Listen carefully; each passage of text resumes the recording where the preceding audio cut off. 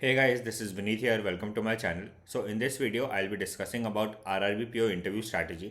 Basically मैं आपको guide करूँगा, बताऊँगा इंटरव्यू के बारे में सब और क्या क्या आपको करके जाना है इंटरव्यू से पहले वो सब बताऊँगा। तो जो कॉल लेटर है वो आ चुका है इंटरव्यू का। आपके इंटरव्यू लगभग एक हफ्ते में स्टार्ट हो रहे हैं सबके। ठीक है, काफ़ी लोगों के 15-16 के आसपास है, लेकिन मैंने आई थिंक 12-13 भी देखा है। ठीक है, तो बहुत जल्दी इंटरव्यू स्टार्ट हो रहा है, एक हफ्ता भी नहीं है बहुत लोगों के लिए। तो ध्यान दीजिएगा इस वीडियो में। जो सिलेक्ट हो गए हैं और वो इंटरव्यू पे ध्यान नहीं दे रहे, वो प्लीज़ ध्यान दीजिए मैं जो बताने वाला हूँ उस पर। तो देखिए, इंटरव्यू 100 मार्क का है, वेटेज 20% का है, 80:20 होता है इधर। ऑल राइट, 80:20 का फाइनल जो कट ऑफ आता है उसके लिए 80%, मतलब 80:20 का रेशियो होगा। मेंस के लिए 80 लेंगे और 20% वेटेज होगा इंटरव्यू का। तो इंटरव्यूज़ डिसाइडिंग फैक्टर क्यों हो सकता है, मैं आपको एक एग्जांपल देके बताता हूँ। मेंस में अगर आपको समझो मेंस का कट ऑफ 65 है किसी स्टेट का, और आपको मेंस में एक कैंडिडेट को 80 आया, मतलब 15 नंबर ऊपर आए, और एक को 70 आया, 5 नंबर ऊपर आए। इसके होप्स हाई होंगे, ठीक है, क्योंकि ज़्यादा नंबर आए कट ऑफ से ऊपर, इसके कम होंगे, ये छोड़ देगा पढ़ना। बट एक्चुअली में क्या होता है, आप देखिए, 80 नंबर जिसको आया है मेंस में, उसको इंटरव्यू में 60 नंबर आया समझो। तो अगर बेसिकली क्या होता है, 80 आपको 200 में आया है, तो 80 में कितना आएगा ये, तो 80 में 32 हुआ। ठीक है, ये 80% वेटेज क्योंकि लेना है, तो 32 नंबर हुआ 80 में। और 60 नंबर इंटरव्यू में, मतलब 12 नंबर हुआ 20 में इंटरव्यू में। ठीक है, ऐसे 60 अगर 100 में आया है तो 20 में कितना आएगा। ठीक है, तो डिवाइड बाय 5 ऐसे। तो 12 नंबर, तो 44 आया इसको टोटल ओवरऑल में। बट जो फाइनल कट ऑफ आया है वो 45 आया है, तो ये निकल गया, नहीं हो पाया इसका। अब जिसको 70 आया था उसका 80 में 28 नंबर हुए।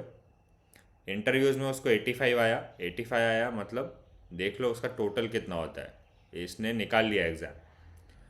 तो इसके लिए ये बहुत इंपॉर्टेंट है कि आप इंटरव्यू को लाइटली ना लें और अच्छे से प्रिपेयर करें इंटरव्यू के लिए।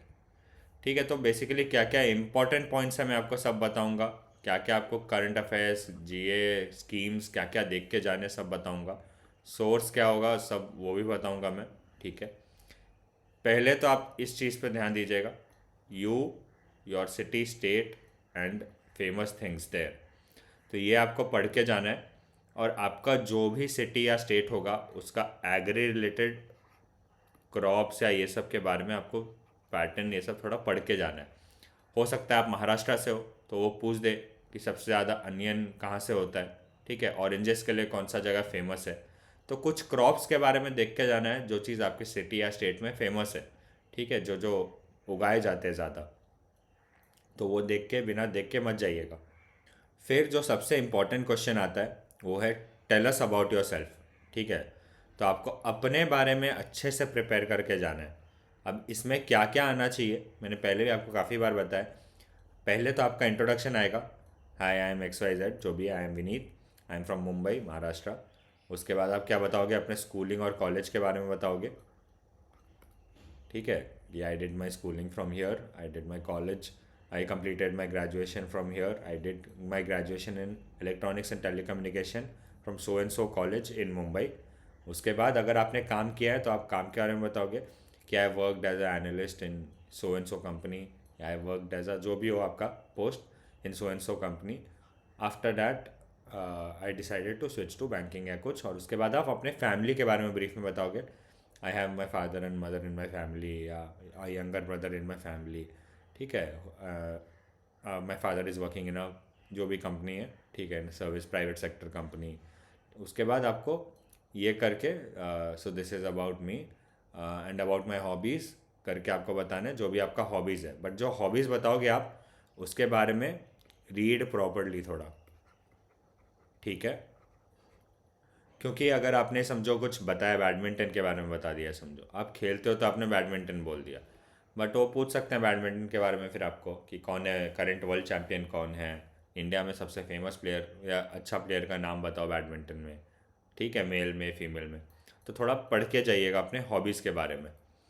फिर आपको basics of your educational background अच्छे से थोड़ा पढ़ के जाना है। अगर कोई वर्क एक्सपीरियंस नहीं है तो ये अच्छे से पढ़ के जाना है। आपने भले बी कॉम किया हो, बीएससी किया हो या जो भी किया हो, आपको वो अच्छे से थोड़ा देख के जाना पड़ेगा। खासकर जो फाइनल ईयर का आपका मार्कशीट है, फाइनल ईयर जो आपका मार्कशीट होगा वो आपको थोड़ा देखना पड़ेगा, उसमें सब्जेक्ट्स क्या क्या थे, और उसके बेसिक्स एटलीस्ट थोड़ा देख लीजिएगा। क्योंकि हो सकता है वो उनके पास फाइनल ईयर का मार्कशीट रहेगा, वो देखेंगे और वो हो सकता है उसमें से कुछ पूछ दे आपको, अच्छा थोड़ा इसके बारे में बताओ, throw some light on this. तो आपको थोड़ा देखना पड़ेगा वो। तो एकदम ऐसा भूल मत जाना, थोड़ा सा बेसिक देख लेना, ज़्यादा नहीं, बेसिक्स ही काफ़ी है। अगर आप कंप्यूटर इंजीनियर हो तो पूछ देंगे वो HTML क्या है, कोडिंग में क्या किया, ऐसे टाइप का, तो आपको थोड़ा आइडिया हो तो उसके हिसाब से देख के जाइएगा। बट अगर आपको वर्क एक्सपीरियंस है तो अपने काम के बारे में थोड़ा उनको ऐसा पढ़ के जाइए कि काम के बारे में आप बता पाओ, कि आप कोडर थे समझो, तो क्या कोड करते थे, ये सब बता पाओ। और इस क्वेश्चन से ये क्वेश्चन डेफिनेटली आने वाला है। तो why are you choosing banking over this, ठीक है, वाई बैंकिंग, वाई RRBs, ठीक है। तो इस क्वेश्चन का आंसर मैंने आगे डिस्कस किया है। उससे पहले मैं आपको बता देता हूँ, ऑलिव बोर्ड का 1:1 मॉक इंटरव्यू बैच चालू है करेंटली, काफ़ी लोग दे चुके हैं अभी। अगर आपको, you are one of them जिनको कन्फ्यूजन है, अभी नहीं समझ में आ रहा है खुद से कैसे करना है ये सब, तो गो फॉर दिस। अभी काफ़ी कम टाइम बाकी है, ठीक है। तो इसमें क्या क्या है, पैनल एक्सपर्ट्स हैं, आप देख सकते हो एक्सपीरियंस इनका, ये आपको गाइड कर देंगे। आपको 40% ऑफ भी मिल रहा है इस पर।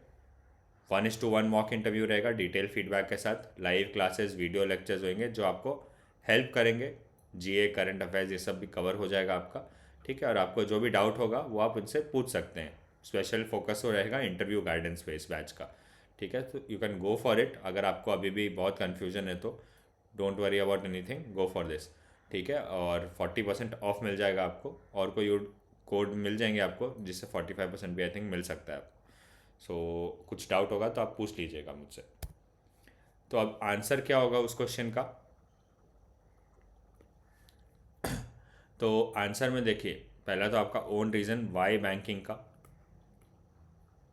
खुद के भी रीजंस होते हैं, ठीक है, कि आप पहले जॉब में आपको उतना बेटर नहीं लगा, मे बी आपने देखा कि लॉन्ग टर्म में आप वो जॉब नहीं कर सकते थे, so that is why you started finding some other opportunities. उसमें आपको बैंकिंग लुक्रेटिव लगा, लुक्रेटिव लगा मतलब आपको काफ़ी लगा कि it's a well paid job, ठीक है, स्टेबल जॉब है, ठीक है, secure then private sector jobs, ये भी बोल सकते हो, स्टेबल बोल देना, ठीक है, कि स्टेबल जॉब है, वेल पेड है, थोड़ा सोशल रिस्पेक्ट अच्छा है जॉब में एज अ बैंकर, ठीक है, सोसाइटी में रिस्पेक्ट अच्छा है सोशली, ठीक है। तो ये सब बोल सकते हो आप। और फाइनेंशियली एक ये पॉइंट हो सकता है कि you want to be financially independent now. अगर ये किसके लिए, जिन्होंने नो वर्क एक्स, जिनको कोई काम नहीं मिला था, आप बोल सकते हो मैं इतने साल से तैयारी कर रहा था, बट अभी मेरा अच्छे से प्रिपरेशन हो चुका है, and I feel this is the time to be financially independent and help my family financially. ये भी बोल सकते हो आप, ठीक है, कि you need to support your family financially. बहुत लोग को होता है सब सपोर्ट करना चाहते हैं अपने फैमिली को, ठीक है। So you feel you can do that with a well paid and a stable job. आपको कुछ भी डाउट होगा आपके अकॉर्डिंग, सिचुएशन के अकॉर्डिंग, तो let me know in the comments, I try to help you, ठीक है। फिर और क्या क्या है, banking is vast, so you have great learning opportunities, good growth ये सब अच्छा है, आपको समझ में आएगा, आपको काफ़ी कुछ बैंकिंग में काफ़ी कुछ होता है, आप बोलेगा मैंने अभी पढ़ा काफ़ी कुछ बैंकिंग अवेयरनेस ये सब में सर या मैम जो भी हो, तो मुझे पता चला बहुत चीज़ है बैंकिंग में।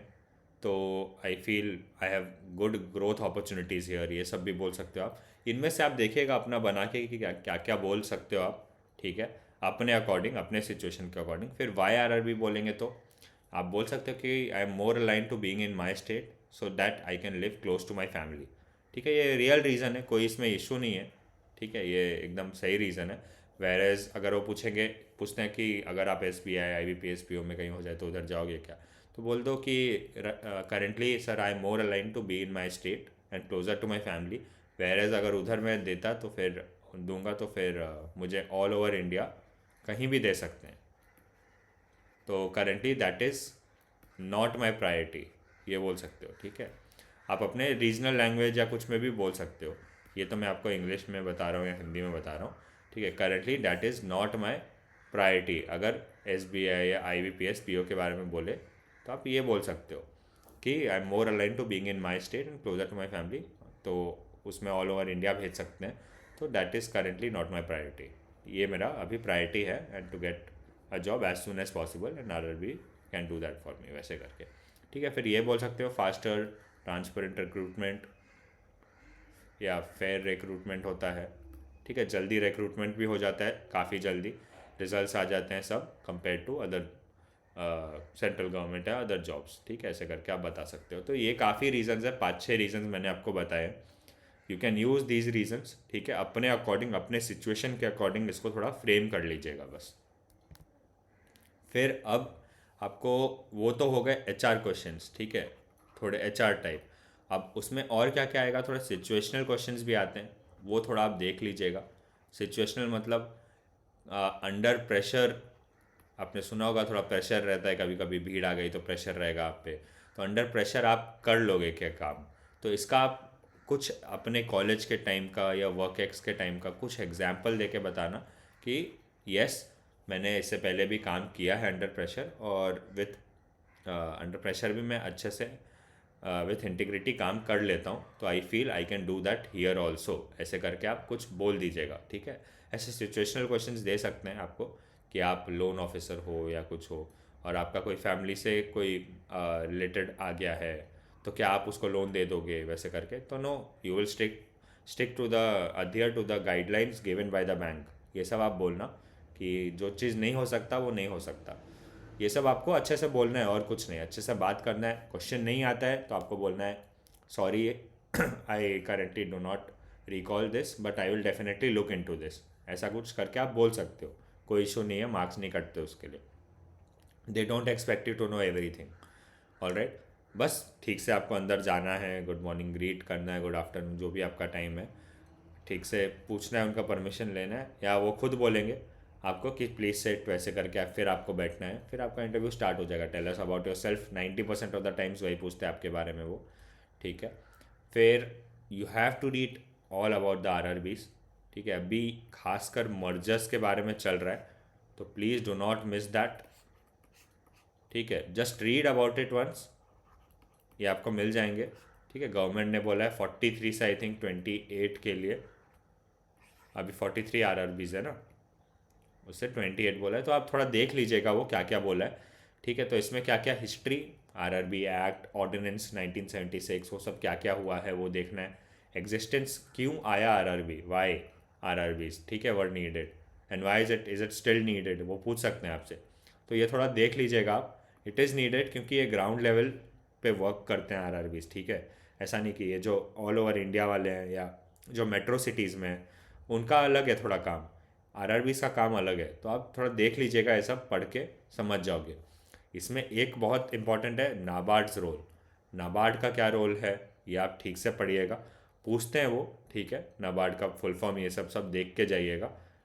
सो दिस इज़ इम्पॉर्टेंट, आपको मिल जाएगा ये सब। RBI फंक्शंस, RBI के फंक्शंस क्या क्या है, मॉनेटरी पॉलिसी जो होता है एवरी 2 मंथ्स पे, ठीक है, हर 2 मंथ पे, वो थोड़ा पढ़ लीजिएगा उसके बारे में। रेपो रेट, रिवर्स रेपो, अभी के करंट रेट्स क्या है, ठीक है, जो रेट्स हैं वो क्या है। फिर प्रायोरिटी सेक्टर लेंडिंग आ गया। अब RRB की बात हो रही है तो PSL नॉर्म्स तो आपको देखने ही है। कितना एडवांस देते हैं वीकर सेक्शन को, कितना एडुकेशन के लिए देते हैं, क्या क्या प्रायोरिटी सेक्टर, 7 प्रायोरिटी सेक्टर्स है, हाउसिंग, एडुकेशन, रिन्यूएबल एनर्जी, ऐसे टाइप के, तो ये आपको देखना है। क्रॉप्स, योर स्टेट और सिटी वाइज के अकॉर्डिंग आपको क्रॉप्स देखने हैं, आपके क्रॉपिंग सीज़न थोड़ा देखना है। किसान क्रेडिट कार्ड बहुत इंपॉर्टेंट है, KCC देख के जाना है। खरीफ रबी क्रॉप के सीजन्स क्या होते हैं आपको याद होने चाहिए, कौन से क्रॉप होते हैं दोनों में, ये थोड़ा आपको देखना पड़ेगा, ठीक है। बाकी थोड़ा एग्री अलाइड एक्टिविटीज़ या जो भी ज़मीन, ये सब के बारे में भी आपके अकॉर्डिंग हो सकता है, पूछ सकते हैं, वो तो थोड़ा देख के जाइएगा। फिर गवर्नमेंट स्कीम्स जो जो इम्पोर्टेंट है, PM किसान, किसान सम्मान निधि, जीवन ज्योति बीमा योजना, सुरक्षा बीमा, APY, सब फ्लैगशिप स्कीम्स आपको देखने हैं। NPS, मुद्रा, मुद्रा का देख लीजिएगा, ठीक है, शिशु, किशोर, तरुण, ये सब होता है। तो ये देख के जाइएगा, हो सकता है आपको पूछें। Agri related with special focus, ठीक है, इस पर स्पेशल फोकस रखना है एग्री रिलेटेड वाले पे। और एलाइड एक्टिविटीज़ मतलब मत्स्य संपदा योजना, ये सब टाइप के भी थोड़ा आपको पढ़ के जाना चाहिए। महिला सम्मान निधि, ठीक है, और जो बजट में डिस्कस हुए थे वो वाले भी थोड़े देख लेना, बजट के बारे में देख लेना। वया वंदना योजना सीनियर सिटीजन्स के लिए, सुकन्या समृद्धि योजना, ठीक है, तो ये सब आप थोड़ा देख के जाइएगा। तो आपका प्रिपरेशन ये कर लिया आपने तो आपका प्रिपरेशन हो गया है आराम से, कोई बिना स्टे काम, बिना टेंशन के जाना, ठीक है। स्टैटिक बैंकिंग अवेयरनेस जो जो मैं बता रहा हूँ उसका आपको पीडीएफ मिल जाएगा मेरे टेलीग्राम ग्रुप पे, ठीक है, पिंड कमेंट्स में है बैंकिंग अवेयरनेस का, तो आपको वो मिल जाएगा। 2 पीडीएफ्स है, दोनों देख लीजिएगा, एक गाइडली का रहेगा और एक और रहेगा, ठीक है, वो अच्छे से कर लीजिएगा। फिर करंट ट्रेंडिंग टॉपिक्स अभी के एटलीस्ट 2 वीक्स का आप पढ़ के जाइएगा, और इंटरव्यू से एक दिन पहले, इंटरव्यू से 1 डे बिफोर न्यूज़पेपर का हेडलाइंस देख लीजिएगा, ठीक है, headlines of the newspaper. And on the day of interview भी सुबह on the day of interview भी ये देख के जाइएगा, क्योंकि वो कभी कभी पूछ देते हैं आज क्या देखा पेपर में, ये पूछ सकते हैं आपसे, या पूछ सकते हैं ऑथर या जो भी है ये किसको फॉलो करते हो, तो आप कुछ बता पाओ। तो ये चीज़ बस देख लीजिएगा कि आप बता पाओ उनको, और कुछ नहीं, ठीक है। तो हेडलाइंस एक दिन पहले और on the day of interview देख के जाइएगा, सो दैट आप बता पाओ हाँ ये हेडलाइंस था। ऑलराइट, फिर एक क्वेश्चन आता है, करंट ट्रेंडिंग टॉपिक्स ठीक से कर लीजिएगा। बहुत लोग आप में से पूछते हैं गैप ईयर्स के बारे में, मोर देन 2 से 3 ईयर्स गैप है, तो हाउ शुड यू आंसर। तो देखिए, पहला तो है कि ट्राई टू बी ऑनेस्ट, जो भी आपका रीज़न था। हो सकता है आप ये बोल सकते हो, कुछ बच्चे होंगे जो बोलेंगे हम एसएससी या यूपीएससी या कुछ ऐसा ट्राई कर रहे थे, उसमें नहीं हो पाया, तो I started looking out for other opportunities जो थोड़ा मुझे फास्टर रिक्रूटमेंट दिलवा दे, since I need to be financially independent now and support my family. तो I found out that banking में काफ़ी फास्ट होता है, तो आई स्विच्ड टू बैंकिंग। ये एक रीज़न हो गया, ठीक है, तो इसमें मुझे थोड़ा टाइम लग गया। दूसरा क्या हो सकता है कि आपका एज ज़्यादा हो गया है, ठीक है, अब एज ज़्यादा हो गया इसी में ये रीज़न दे सकते हो, कोई और एग्ज़ाम का कर रहे थे बट अब मेरे पास ज़्यादा एज नहीं बचा, तो I feel I need to now settle down to one job, तो मैं बैंकिंग पे आ गया, ठीक है, इसके लिए मुझे थोड़ा टाइम लग गया। दूसरा क्या हो सकता है कि you are not good at studies, ठीक है, you are not good at studies, तो आपने बाकी बच्चों से थोड़ा टाइम लगा दिया यही चीज़ें करने में, but once you crack the code, once आपको समझ में आ गया क्या क्या रिक्वायरमेंट्स है ये सब, तो आपने विथ डिटर्मिनेशन रेजिलियंस आपको अपने सब रेजिलियंट होके पढ़ाई अच्छे से की, and now today you are here at the interviews, ठीक है। तो आप ये बता सकते हो कि उसी की वजह से टाइम लग गया, 2-3 साल 4 साल लग गए आपको, बट कितने बार आप ये भी बता सकते हो आप मेंस ये सब में पहुँचे हो बट क्लियर नहीं हो पाया आपका, तो आप बता देना मैंने काफ़ी वर्क किया, काफ़ी चीज़ें सीखी, और नाउ आई एम हियर। तो आप ऐसा कुछ बता सकते हो उनको गैप के लिए, यही बेस्ट आंसर्स है। ऑलराइट, बेस्ट तो आप ये भी बोल सकते हो, डेफिनेटली बहुत लोग ऐसे होते हैं जो प्रिपेयर कर रहे हैं, ऑलराइट, और बहुत लोग होते हैं जो एक्चुअली ठीक से उनको समझ में नहीं आता है और टाइम लग जाता है, तो ये बोल सकते हो आप। एक्सटर्नल फैक्टर्स को रीज़न मत देना, ठीक है, एक्सटर्नल फैक्टर्स मतलब कि वैकेंसीज़ बहुत कम थी मेरे स्टेट में, या वैसे टाइप के रीजंस मत देना, दैट इज़ काउंटेड ऐसा एज एन एक्सक्यूज़। आपको एक्सक्यूज़ नहीं देना है, आपको ऐसे टाइप के चीज़ें बोलने हैं जो मैंने आपको बताया।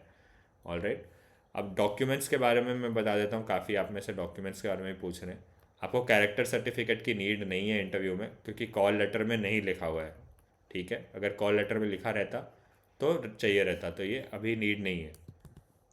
तो मैं आपको दिखा देता हूँ, देखिए, इंटरव्यू कॉल लेटर का प्रिंट आउट लेके जाओगे आप, ऑनलाइन एप्लीकेशन का लेके जाओगे, डेट ऑफ बर्थ का आप प्रूफ चाहिए तो उसमें लिविंग सर्टिफिकेट, 10th का मार्कशीट या पासिंग सर्टिफिकेट दिखा सकते हो जिसमें डेट ऑफ बर्थ रहता है। Proof of identity, Aadhaar card, pan card, अपने अकॉर्डिंग आप लेके चले जाएंगे, मैं आधार पैन लेके जाता था, ठीक है। मार्कशीट्स, ये डेट्स ये सब देख लीजिएगा, ठीक है। ये 2024 के अकॉर्डिंग होगा, अकॉर्डिंग टू मी, ये पहले के डेट्स है, तो ये आप देख लीजिएगा। ये डेट का मत देखिएगा, डेट को इग्नोर कीजिए, 2024 रहेगा। एक्सपीरियंस सर्टिफिकेट आपके अगर जो भी वर्क एक्स या कुछ होगा उसका, एनओसी रहेगा इंटरव्यू का। कास्ट सर्टिफिकेट आपके अकॉर्डिंग, आपके कैटेगरी के अकॉर्डिंग, ठीक है। Income and asset certificate for EWS categories is very important, तो ये आपको लेके जाना है, ठीक है। बाकी आप थोड़ा देख लीजिएगा, ये साइट पे आपको काफ़ी मिल जाएगा, अभी सबने वीडियोज़ ये सब भी डाल दिए होंगे, तो आपको मिल जाएगा ये चीज़। So that's it for this video, I feel I have covered everything. तो आपको कुछ डाउट होगा तो let me know in the comments, ठीक है। And do not forget to subscribe so that you don't miss out on any such strategies, ठीक है, and guidance. Thank you and all the best.